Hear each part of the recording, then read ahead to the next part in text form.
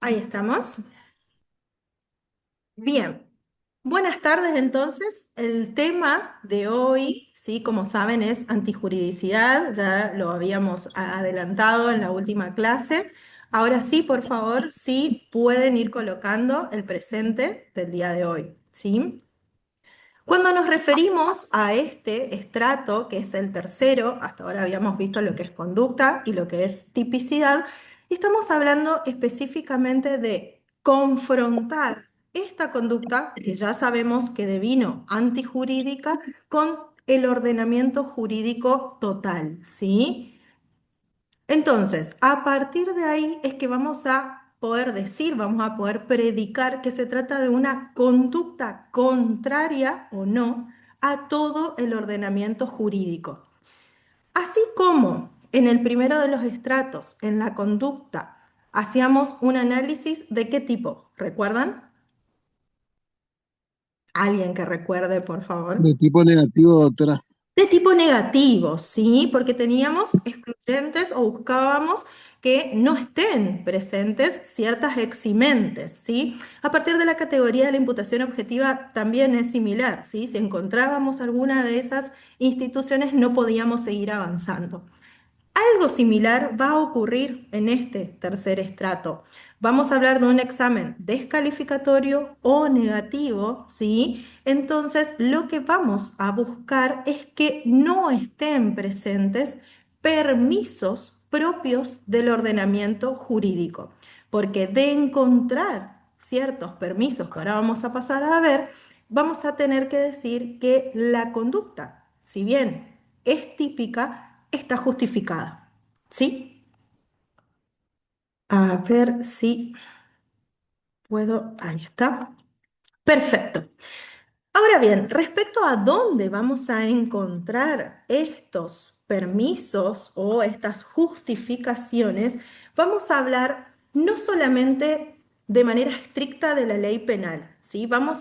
En lo que hace a nuestra materia, sí nos va a importar específicamente el artículo 34. Dentro de lo que es penal parte general, van a estar circunscriptos a este artículo los permisos. Sin embargo, el año que viene, cuando ustedes transiten penal especial, también van a encontrar tipos específicos, ¿sí? Que prevén determinados permisos y a su vez dentro de lo que es, por ejemplo, la rama civil, ¿sí? O otras ramas del derecho, también podemos llegar a encontrar ciertas autorizaciones, ¿sí? Como por ejemplo el derecho de retención, que son en definitiva estos permisos a los que nos estamos refiriendo, ¿sí?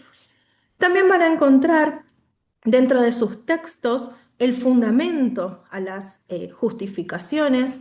Necesariamente vamos a hablar de dos grandes ramas, unas teorías monistas que van a hablar de la preponderancia o prevalencia de un bien jurídico mayor, ¿sí? En una ponderación. Y sin embargo también van a encontrar en contraposición teorías pluralistas, ¿sí? Que van a decir que esta ponderación o esta cuestión del bien jurídico no es la única a tener en cuenta y que vamos a encontrar otros supuestos que no responden a esta característica y que de igual manera implican un permiso legal. Ahora bien, dentro de lo que es la estructura, ¿sí? De este tipo permisivo o de lo que es este estrato de la antijuridicidad, vamos a encontrar que también se trata de una estructura dual, ¿sí? Nosotros hablamos del tipo complejo dentro de lo que es la tipicidad. Dentro de la tipicidad hablábamos de un tipo objetivo y de un tipo subjetivo. Algo similar va a ocurrir también en este tercer estrato, ¿sí? Vamos a hablar de un aspecto objetivo y de un aspecto subjetivo. Por supuesto que esto va a traer ciertas consecuencias, pero antes de pasar a analizar estas consecuencias, tenemos que decir o tenemos que saber que vamos a construir este aspecto objetivo a partir justamente de los elementos propios de cada permiso legal, ¿sí? Que analicemos o que se nos presente o que ustedes deban analizar a partir de un caso que se les brinde, ¿sí? A partir de ahí, entonces, sí, vamos a construir este aspecto objetivo, sí, a través de estos presupuestos que va a exigir la ley.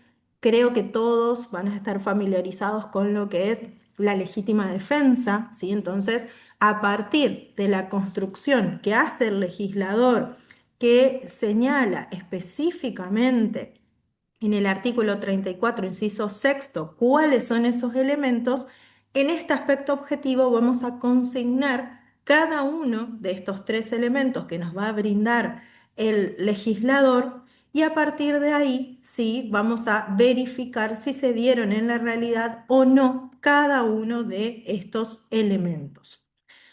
Por supuesto que no se va a agotar ahí el análisis, ¿sí? Vamos a tener que, así como hacíamos en el tipo subjetivo, ¿se acuerdan que hacíamos una tablita? Poníamos aspecto objetivo, desarrollábamos cada uno de estos elementos y de manera espejada intentábamos o buscábamos verificar si ese autor se ha representado cada uno de esos elementos.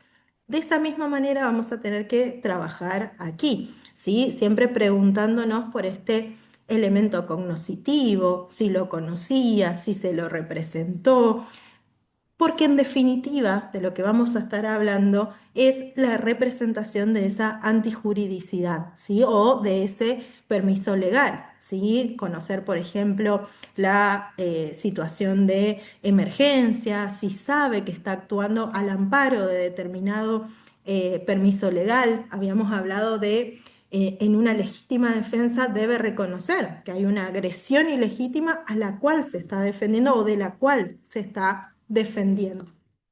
Ahora, esta construcción, ¿sí? Va a traer ciertas consecuencias, le decía hace un momento, atento a que se pueden presentar situaciones, no sé si ustedes recuerdan que les había dicho que la teoría del error es transversal a la teoría estratificada del delito, ¿sí? Así como veíamos el error de tipo al revés y las clases especiales de error dentro de la tipicidad, también va a haber algunos errores que vamos a tener que analizar en este tercer estrato. A partir, ¿sí? de estas categorías o como consecuencias, vamos a tener que empezar a pensar qué ocurre, ¿sí? Cuando una persona, ¿sí? Se encuentra frente, ¿sí? O están reunidos los requisitos, los elementos propios de este aspecto objetivo, pero la persona, ¿sí? No tiene la representación, ¿sí? No está actualizando cada uno de esos elementos del tipo objetivo. Es decir, que no advierte que podría estar o caer dentro de un permiso legal. Normalmente en los textos van a encontrar como ejemplo una persona que tiene deseos de causar un daño, ¿sí? a la propiedad de otra persona, ¿sí? de su enemigo. Piensen ustedes que toma un ladrillo, una piedra muy grande y la arroja rompiendo una vidriera, rompiendo una ventana. Y sin embargo, sin saberlo, sin quererlo, sin buscarlo, gracias a ese daño que provoca, permite la salida de el humo, porque se estaba incendiando ese local o esa casa, y a partir de ahí es que puede, ¿sí? salvar a este enemigo de morir asfixiado. ¿Sí? Pensemos que la persona ya estaba desmayada adentro, ya estaba inhalando monóxido de carbono y gracias, ¿sí? a este accionar le permite salvar la vida de esta persona. Ahora, ya hemos hablado anteriormente del artículo 183 del tipo penal de daño, ¿sí? Si nosotros empezamos a analizar esta conducta, ¿alguien se anima a decirme si en el primer estrato encuentra alguna eximente? ¿Recuerdan cuáles eran esas eximentes?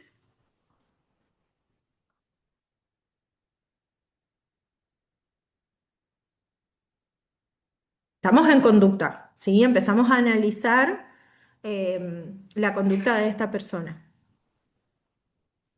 No, Podemos, no hay ningún incidente, doctora. no hay ninguna, ¿no? No podemos decir que hay fuerza física irresistible, no podemos decir que hay actos reflejos, no podemos hablar de un estado de inconsciencia.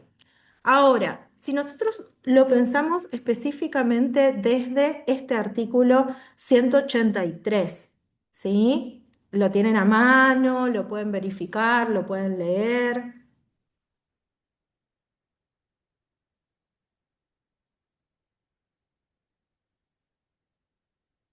¿Quiere que le lea, doctora?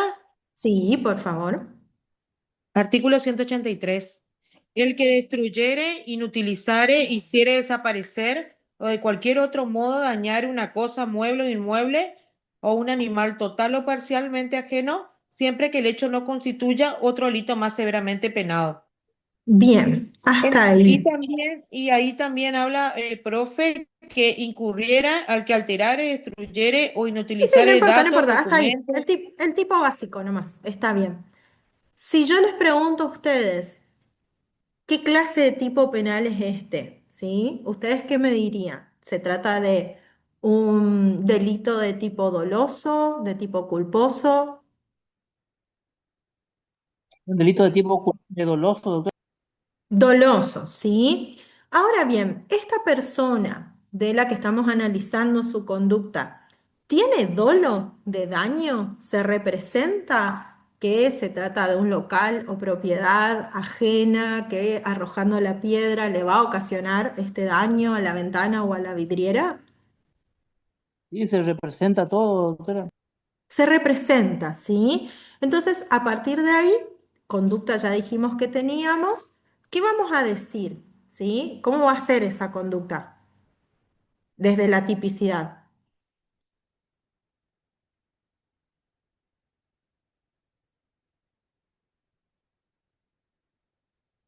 Vamos a poder hablar de una conducta típica y en su caso, si es típica, es dolosa, es culposa. Sí, sí, totalmente, doctora. Típica Como dolosa, doctora. Es una conducta típica dolosa. Ahora bien, esto es importante remarcarlo porque de ninguna manera en este análisis que venimos haciendo, que por eso siempre remarcamos que es estratificado, así como en tipicidad no nos volvemos a preguntar por las eximentes de la conducta, ¿sí? Una vez que ya pasamos a antijuridicidad, como ocurre en este caso, ya no podemos volver hacia atrás.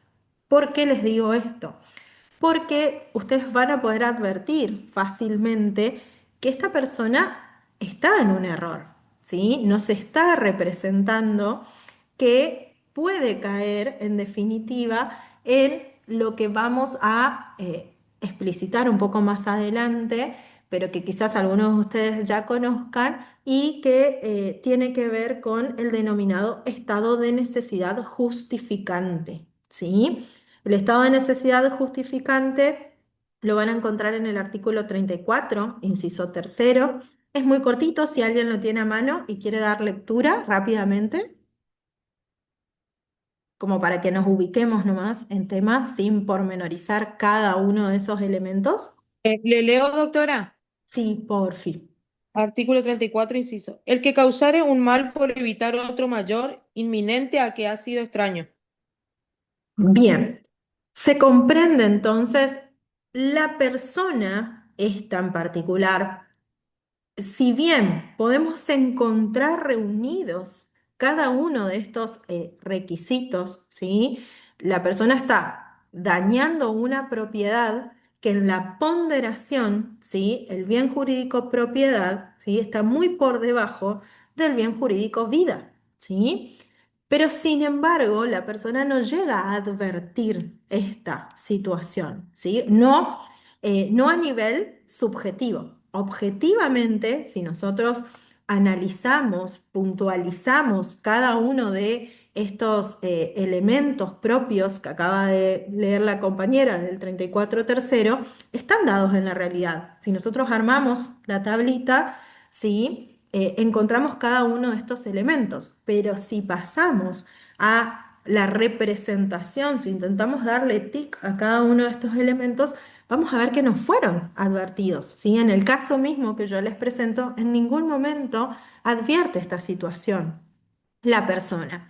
Entonces, a partir de ahí, primero que nada, resulta muy importante que no confundamos las categorías de la teoría del error, ¿sí? Así como ya establecimos que se trataba de una conducta dolosa y ahora pasamos a la antijuridicidad, el hecho de advertir un error sobre el conocimiento que tenga la persona respecto de los elementos del tipo permisivo, en nada va a cambiar este análisis que ya venimos realizando. Esto no va a llevar a convertir esta conducta dolosa en una conducta culposa, ¿sí? Vamos a ver que va a tener consecuencias propias particulares de este estrato al que nos estamos refiriendo. Con la excepción de que hay una teoría en particular que recibe el nombre de la teoría de los elementos negativos del tipo, que me animo a decir que ni siquiera llega a ser minoritaria, ¿sí? No, no conozco, ¿sí? O los y las invito a buscar fallos, sentencias en este sentido, a ver si encuentran que se haya echado mano, que se haya usado realmente esta categoría. Ni siquiera me animo a decir que es minoritaria. Es una propuesta doctrinaria, pero que al menos en nuestro país no ha tenido ese grado de aceptación para decir al menos que es una tesis minoritaria.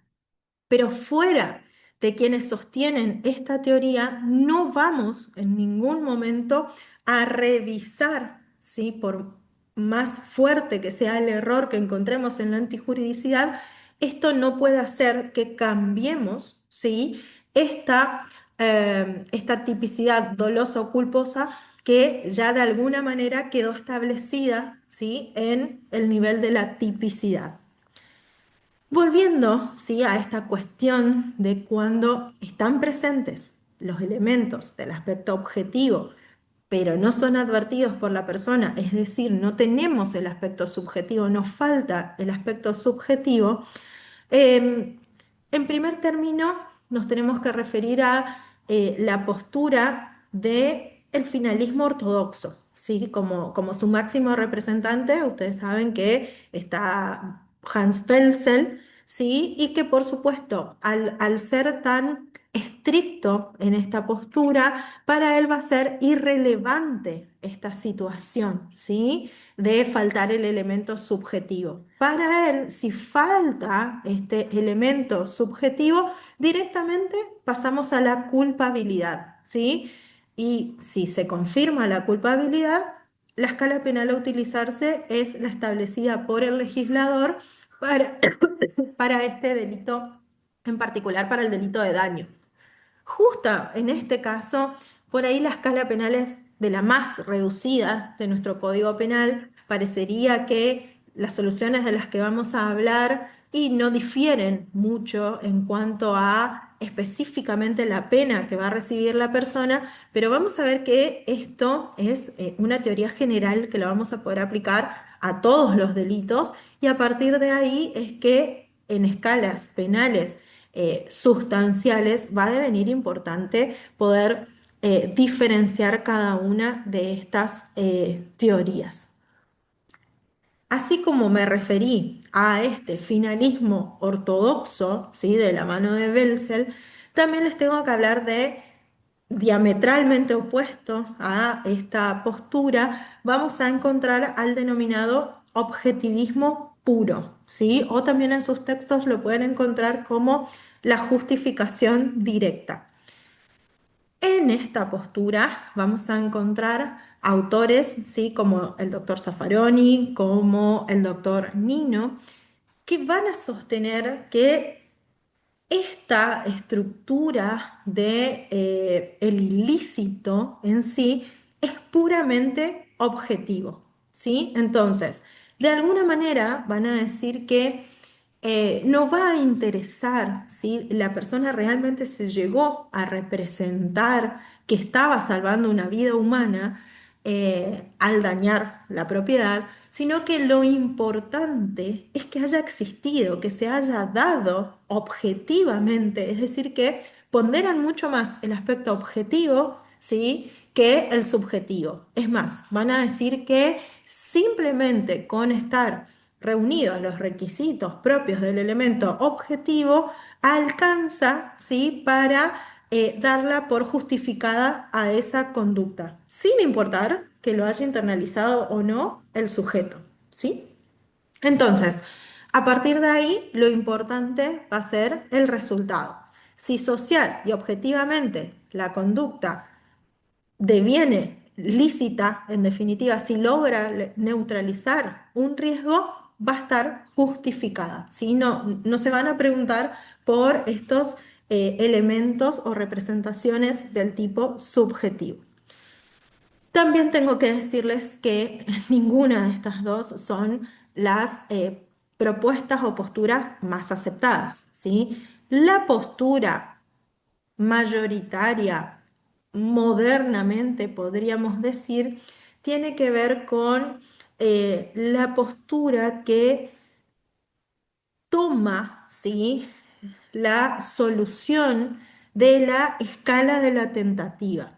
Específicamente, quienes vienen estudiando por Basigalupo van a encontrar esta postura bien desarrollada y que, si bien vamos a tener que se trata de una conducta, como dijimos, dolosa, y en este caso, al ser de resultado, la vamos a encontrar que está consumada, ¿sí? Realmente, si verificamos, el daño a la propiedad se produjo, la ventana o la vidriera están rotas, ¿sí?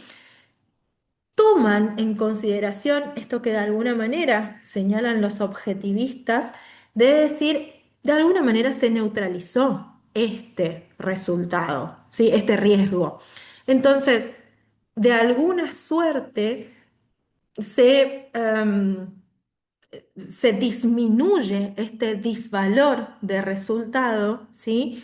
Y que al tomar, ¿sí?, una escala penal reducida, como sería la de la tentativa, sería una interpretación in bonam partem permitida por el principio de legalidad, ¿sí?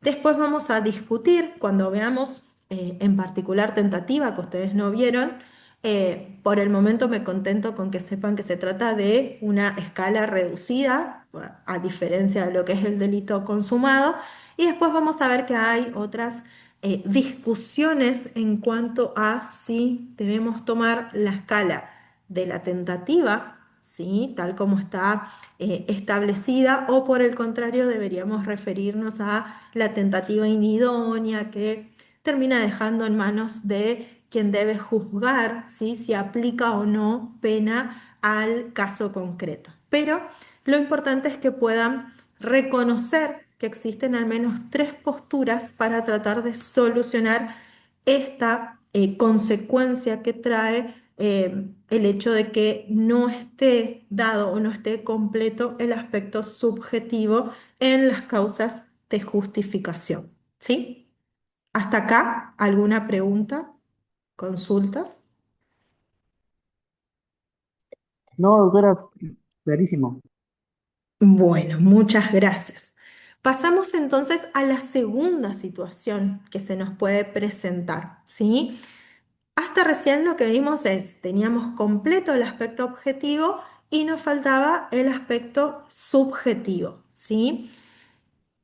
Ahora de lo que vamos a hablar es cuando la persona cree, considera, ¿sí?, que está frente a un supuesto de un tipo permisivo, cuando en realidad no lo está, ¿sí? Entonces, vamos a tener, por el contrario o por oposición, completo el tipo subjetivo, más no el tipo objetivo.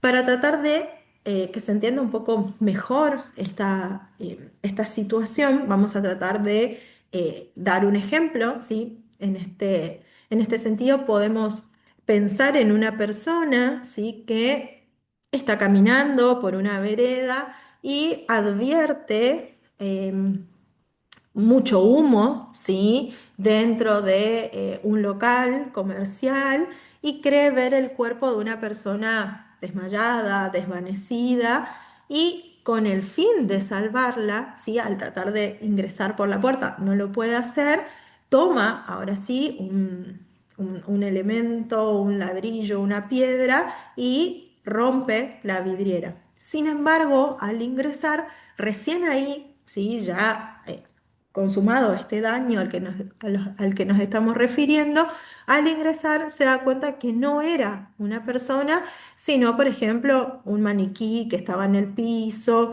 ¿sí? Pero esta persona cuando realiza esta conducta, ¿sí? se está representando nuevamente este estado de necesidad del que estábamos hablando anteriormente. Ahora bien, podemos ver, sí, que este tipo penal de daño se ejecutó, pero que a nivel de antijuridicidad, sí, como causa de justificación, la persona cree actuar bajo una necesidad. Sin embargo, en la realidad, objetivamente, no logra salvar a nadie, no hay nadie a quien salvar en realidad, ¿sí? Entonces, acá es donde vamos a hablar, ¿sí? O vamos a referirnos a las reglas del error de prohibición, ¿sí? Ahora bien, para poder hablar, ¿sí? de estas posturas, también vamos a encontrar distintas soluciones. Quiero que quede claro que este caso es al revés del anterior, ¿sí? No tenemos el aspecto objetivo, solo tenemos la representación errónea, errada de la persona, ¿sí? La tesis mayoritaria actualmente es la denominada teoría indiciaria, ¿sí? Ahora, esta situación o este problema del error de prohibición, en realidad, ¿sí? lo vamos a terminar de analizar, ¿sí? o de completar en el estrato siguiente, recién en la culpabilidad. Pero cómo esta situación eh, realmente nos exige, ¿sí? que podamos presentar al menos liminarmente cuál es la solución a la situación, vamos a tratar de referirnos, al menos de manera muy resumida, a de qué se trata este error de prohibición. Insisto, ¿sí? Así como el error propio de la tipicidad era el error de tipo, el error propio de la culpabilidad va a ser este error de prohibición al que nos estamos refiriendo. Pero lo vamos a, en este caso, solamente cuando está presente el aspecto subjetivo, pero no el objetivo, es que vamos a detectarlo en este tercer estamento de la antijuridicidad para luego, sí, completarlo o resolverlo en la etapa de la culpabilidad. Así como teníamos la clasificación del error de tipo en vencible e invencible, acá es donde quiero que presten mucha atención porque suelen haber equívocos, ¿sí? Dijimos hoy, más temprano, que aquellas categorías que quedaron configuradas en la tipicidad, de ninguna manera volvemos sobre nuestros pasos. Si eso ya quedó establecido. Si se trataba de una conducta culposa o dolosa, sí, ya quedó establecido en la tipicidad. Advertido este error que recae sobre los elementos propios de un permiso legal, este error de prohibición lo que nos va a decir es que si es invencible, excluye totalmente la culpabilidad, es decir, el estrato siguiente. Esto va a implicar que la persona no reciba nada de pena, ¿sí? No vamos a poder predicar que la persona sea culpable, no vamos a poder em, determinar o establecer, ¿sí? Como no vamos a tener las cuatro categorías, no vamos a poder hablar de delito, ¿sí? Pero lo más importante es que la persona no va a recibir pena alguna, va a quedar excluida totalmente esa culpabilidad. Por el contrario, si el error de prohibición es vencible, la culpabilidad subsiste, queda un remanente de culpabilidad. El delito continúa siendo doloso o continúa siendo culposo, pero la pena es la que se va a atenuar, ¿sí? Es decir, que si es invencible, excluye la culpabilidad y si es vencible, la disminuye, ¿sí? Baja esa escala a la que nos estamos refiriendo. Ahora bien, vamos a encontrar, además, ¿sí? de esta postura, que el doctor Bacigalupo nos va a proponer situarnos, valorar la situación de estos elementos objetivos de la justificación, no desde el resultado, ¿sí? Sino desde una mirada o postura que es la denominada ex ante, ¿sí? Es aquello que se representa al autor al momento del hecho. Entonces, a partir, ¿sí? de esta mirada, lo que nos tenemos que preguntar es si cualquier persona medianamente prudente en esa misma situación también hubiera caído en el error. El Basigalupo nos va a decir que objetivamente, si damos por acreditada esta situación, si ex ante cualquier persona prudente también cae en ese error, él nos va a decir que objetivamente existe la causa de justificación, ¿sí? A diferencia de estas dos formas de resolver, ¿sí? De la teoría indiciaria a la que me estaba refiriendo, Lupo lo que nos va a decir es, lo que tenemos que hacer es verificar, ¿sí? Partir desde aquella representación del sujeto al momento de la realización de esa conducta. Ahora bien, en tercer lugar, ¿sí? Y esta es por ahí la teoría que puede traer más confusión y tiene que ver con lo que les señalaba hace un momento, esta teoría de los elementos negativos del tipo. Se trata de una postura que trabaja o analiza el estrato de la tipicidad y el estrato de la antijuridicidad de manera conjunta. Pero de manera conjunta el aspecto objetivo de ambas categorías y el aspecto subjetivo de ambas categorías, ¿sí? Entonces, esto que yo les decía, que acreditados los elementos de la tipicidad no volvíamos hacia atrás, esta teoría, al trabajarlo de manera conjunta, ¿sí? Entiende que el tipo objetivo de la tipicidad y el aspecto objetivo de la antijuridicidad se analizan conjuntamente. Acá sí y solamente esta teoría va a responder de manera idéntica que en la tipicidad. ¿Qué significa esto? Que va a aplicar las categorías de el error de tipo, ¿sí? Entonces, si el error que se presenta respecto a las causas de justificación es un error invencible, como sabemos, excluye el dolo, la culpa y no nos permite avanzar, ¿sí? Deviene atípica la conducta. Y mientras que se trate de un error de tipo vencible, va a quedar el remanente de la culpa, ¿sí? Y nos va a permitir avanzar así al estrato siguiente que ya sería el de la culpabilidad, ¿sí? Pero por favor, necesito que quede muy clara esta cuestión porque, como les dije, no es ni la teoría minoritaria, ni la mayoritaria, ni la que se aplica.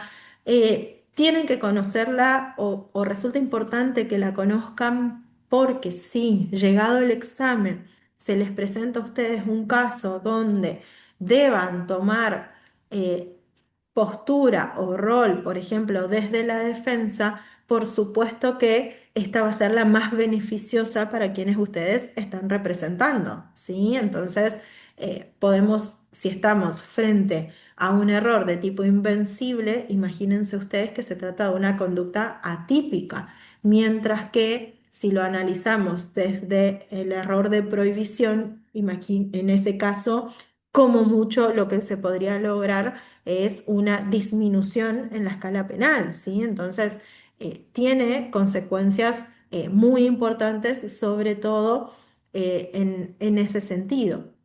Entonces, a partir de ahí, sí, es que van a existir estas fuertes diferencias entre las teorías que les presentamos.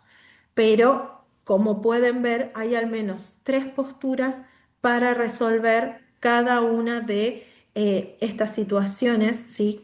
Falte el elemento objetivo, hay al menos tres formas de resolverlo. Falte el elemento subjetivo, hay al menos tres formas también de resolverlo. Y por eso es que de bien importante que las puedan conocer a cada una de estas formas de resolverlo. Ahora bien, encontrar que se justifica una conducta, es decir, que esta conducta típica deviene amparada por un permiso legal, tiene, ¿sí?, ciertos efectos, ciertas consecuencias, y en ese sentido podemos decir, la primera de ellas es que no vamos a poder establecer la responsabilidad civil o administrativa, ¿sí? Para poder hablar, ¿sí?, de estas categorías o de establecer esta responsabilidad, vamos a necesitar tener estas tres categorías consolidadas. Tener estas tres categorías implica hablar de ilícito o injusto penal. Recién a partir de configurado este ilícito o injusto es que vamos a poder establecer la responsabilidad civil, la participación criminal, que todavía no vimos, pero recién a partir de un ilícito penal es que cobran vida, ¿sí?, estas distintas formas de participación. Y al menos también para establecer una medida de seguridad, también vamos a necesitar poder hablar de este ilícito o injusto penal. Hasta acá, ¿alguna duda, consulta que tengan? Profe, quería preguntarle, cuando Sí. falta el aspecto subjetivo, ¿cuáles son las tres opciones que tenemos? Bien, recuerden que yo voy a intentar pasarles a ustedes un cuadrito para que se puedan guiar, ¿sí? Cuando falte el aspecto subjetivo, recuerden que por un lado tenemos la postura de Belsen, ¿sí?, que establece delito doloso, consumado, no se tiene en cuenta ninguna disminución, ninguna atenuación, finalismo ortodoxo. Por oposición, totalmente enfrentada a esta postura, el objetivismo puro de la mano de Nino, de la mano de Zaffaroni, enteramente justificada, ¿sí?, la conducta. Y en el medio, como postura mayoritaria, el establecer una escala diferenciada, que es la escala de la tentativa, que deviene en una escala menor, en una escala atenuada, señalándose que sería una interpretación in bonam partem, y por eso sería respetuosa del principio de legalidad, ¿sí?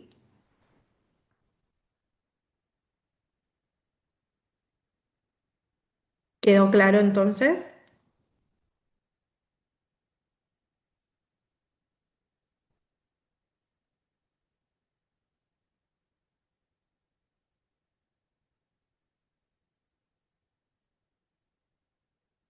Sí, profe, sí, sí, quedó claro ahí. Bueno, Se me lenta a mí.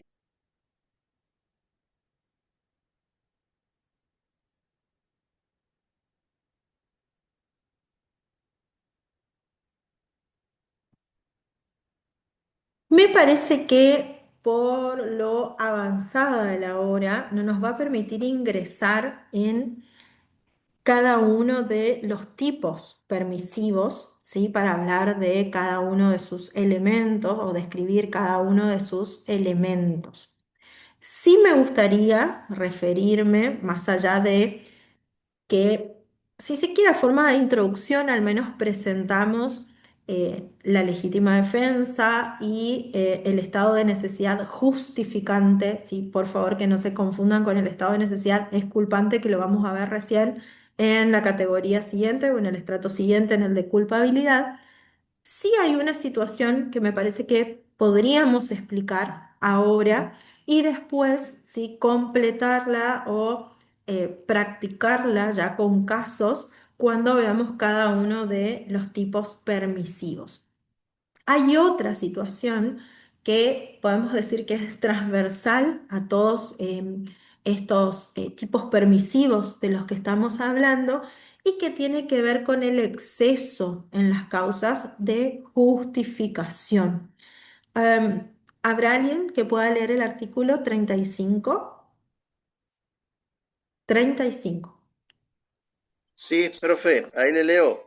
El que hubiera Gracias. excedido los límites impuestos por la ley, por la autoridad o por la necesidad, será castigado con la pena fijada para el delito de culpa o imprudencia. Bien, gracias. Quiero que piensen por un momento, sí, son situaciones bastante comunes que se suelen dar, sobre todo en los medios de comunicación. ¿Qué pasa en aquellos casos donde, si bien la persona estaba en presencia tanto objetiva como subjetivamente de una causa, ¿sí? De justificación, lo más común es que se dé en el ámbito de la legítima defensa, ¿sí? Eh, Ingresa una persona extraña al domicilio, se lleva ciertos bienes, dinero, etcétera, y la persona, ¿sí? Una vez que el extraño se retira ya del hogar o está en persecución, ¿sí? Es decir, que de alguna manera eh, cesa este estado de agresión ilegítima, si ya sale de la casa, ya no existe peligro para la familia, por ejemplo, y recién en esa persecución la persona de espaldas, ¿sí? Mientras lo persigue, por ejemplo, le dispara, ¿sí? Si bien hay mucha discusión específicamente en cuanto a los delitos contra la propiedad y la legítima defensa, ¿sí? Vamos a encontrar posturas como la del doctor Gonzalo Molina, que entiende que mientras exista la posibilidad de recuperar las cosas, estaría vigente este elemento de la agresión ilegítima. Pensemos en la otra característica, ¿sí? De que de alguna manera el riesgo para la persona, para la familia, para los bienes ya había cesado, la persona ya se estaba yendo, ya estaba huyendo, escapando, ¿sí? Y como les dije, eh, con un arma de fuego, ¿sí? Sea la lesiona, sea le quita la vida. A partir de ahí, ¿sí? Es que en sus textos van a poder encontrar a veces como eximentes incompletas, ¿sí? O bien como lo trabaja o lo establece nuestro legislador en nuestro Código Penal, en este artículo 35 que recién dieron lectura, como exceso en las causas de justificación, ¿sí? A partir de ahí se nos van a presentar distintos grupos de casos para poder trabajar o de distintas situaciones, ¿sí? Este que les planteaba yo tiene que ver con el exceso extensivo, ¿sí? También lo van a poder ver como el criterio cronológico y que se da cuando si bien ocurre una causa de justificación, existe esa causa de justificación, de alguna manera el autor, en este caso, sí actúa ya fuera de los límites temporales, en este caso por tratarse de una legítima defensa, fuera de los límites temporales de la agresión, que después vamos a ver que tiene que ser actual o inminente, y en puede darse, ya sea por retraso, ¿sí? Es decir, como vimos acá, la agresión ya había cesado, ¿sí? Y sin embargo, el autor lo hiere, ¿sí? Lo lesiona, o también puede ser por anticipación, ¿sí? Antes de que sea inminente, como dice la norma, el autor reacciona de forma prematura, podríamos decir, ¿sí? La agresión entonces ahí todavía no es ni actual ni siquiera inminente. Aunque sí debo decirles que esta postura por anticipación es un poco resistida, no siempre vamos a encontrar acuerdo en la doctrina para aplicar este artículo 35. Por otro lado, también puede ocurrir que específicamente también vamos a ver que otra de las características de la legítima defensa tiene que ver con la proporcionalidad o racionalidad del medio que se utiliza para repeler esa agresión o ese peligro. Entonces, si existen o están al alcance de la persona alternativas menos lesivas, pero igual de eficaces, a partir de ser un permiso legal, es exigencia que vayamos por aquellas que sean menos lesivas, pero igual de efectivas, ¿sí?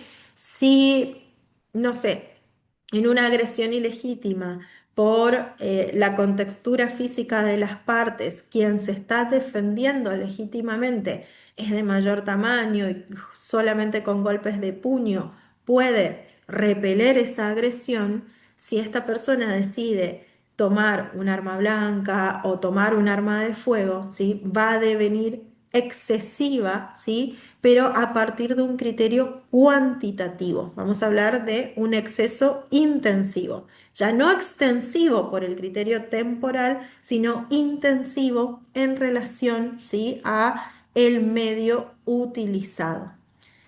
Entonces, sí, vamos a ver cómo en estas dos categorías, después vamos a ver otras más, pero para que pensemos, ¿sí? Para que podamos representarnos esto que nos señala el legislador, ¿sí? Entonces, acá no se trata de que falte el aspecto objetivo o el aspecto subjetivo, sino que existiendo, ¿sí? Teniendo convalidada esta causa de justificación, este permiso, de alguna forma ocurre un exceso, sea temporal, sea del medio. Entonces, a partir, ¿sí? de esta situación, es que vamos a poder, ¿sí? Establecer a partir de este artículo 35 que en estos casos, ¿sí? Imagínense ustedes que ocurra una lesión o que ocurra un homicidio, ¿sí? Vamos a poder ir, y esto sí es muy importante, como yo les decía, el hecho de que vayamos a la pena, a la escala fijada para el delito imprudente, para el delito culposo, no convierte en imprudente o en culposa la conducta que ya determinamos como dolosa, ¿sí? Quien se quiere defender, ¿sí? Quien quiere recuperar sus cosas, sabe muy bien que está disparando por la espalda, que está utilizando un arma de fuego y tiene dolo de hacerlo, ¿sí? Ahora, que se haya excedido en la causa de justificación no vuelve imprudente, ¿sí? a esa conducta. Lo único que hacemos es aplicar la escala prevista para el delito culposo, ¿sí? En el caso de un homicidio, si piensan ustedes que la escala penal va de 8 a 25 años. En cambio, si nosotros tomamos la escala penal del homicidio culposo, vamos a ver que empieza en un año y que puede llegar a 5 o tal vez a 6, hay una discusión también ahí, pero piensen ustedes la reducción que significa. Ahora, ¿está justificada la conducta? Hay una justificación, pero hay un exceso en la justificación. Entonces, si bien va a recibir un trato más benevolente que quien simplemente sale a matar o sale a lesionar, ¿sí? Pero sí va a estar comprendido dentro de una escala penal reducida. Ahora, tampoco podemos pasar por alto una discusión que se va a dar en esta solución para el exceso en las causas de justificación y que la propuesta de ellas viene nuevamente de la mano de Bacigalupo, donde nos va a decir que cuando no tengamos, ustedes saben que es numerus clausus el sistema del delito imprudente en nuestro ordenamiento jurídico argentino, cuando no tengamos esa escala imprudente, ¿sí? Como veíamos hoy el caso del daño, ya saben que Bacigalupo lo que propone es establecer la escala de la tentativa, entendiendo esto como una analogía in bonam partem, respetuosa del principio de legalidad. Sin embargo, a esta posición de Bacigalupo, si a esta interpretación que hace, se le enfrenta otra que le dice que de ninguna manera podemos pensar que ir a la escala de la tentativa va a ser una analogía in bonam partem o que va a ser respetuosa de este principio de legalidad, atento a que el mismo legislador argentino no estableció una escala penal reducida para el delito imprudente en ese caso, ¿sí? ¿Esto qué significa? En el caso que presentábamos hoy más temprano, así como no tenemos un delito imprudente de daño, no está pensado el daño en su forma culposa, esta postura entiende que si el legislador no lo previó, no podemos, ¿sí?, construir una escala atenuada a partir de la tentativa cuando no fue pensada por el legislador en ese sentido. Entonces, de alguna suerte, ¿sí?, le dicen que de ninguna manera, ¿sí?, o como crítica, le objetan que recurrir a una escala de la tentativa, ¿sí?, va a vulnerar este principio de legalidad y va a significar una analogía in malam partem. De todas maneras, ¿sí? Es una discusión que sigue vigente en la doctrina, pero también en los tribunales.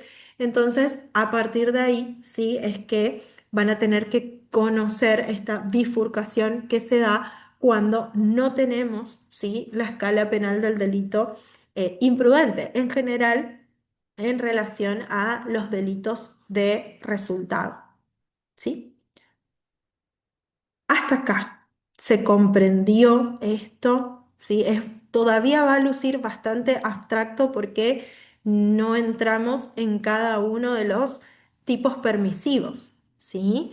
Pero quiero saber si se puede ir comprendiendo estas discusiones o estas soluciones a estas situaciones problemáticas que venimos refiriendo.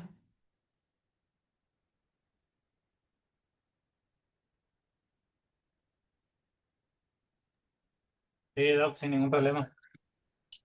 Sí, Bueno, se entiende, profesora. Gracias, se entiende. bueno, ya sabemos, sí, que hicimos virtual esta clase, que falta muy poquito, sí, para el partido. A mí me parece que podemos presentar un trabajito práctico, sí, de estas cuestiones para que lo puedan ir trabajando.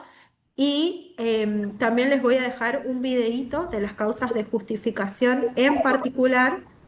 Entonces, la clase que viene, ya con la lectura de los textos y con el video, quizás ya estamos en situación de poder practicar, ¿sí? Recuerden que la próxima clase ya es el 31 de julio, ¿sí? Con ustedes, hoy ya es la última clase porque la semana que viene ya tenemos el feriado, ¿sí? Entonces, para no seguir perdiendo días de clase por los feriados, por la feria, hacemos ese compromiso. Les dejo un trabajito práctico, unos casos y les dejo el video de las causas de justificación en particular, ¿sí?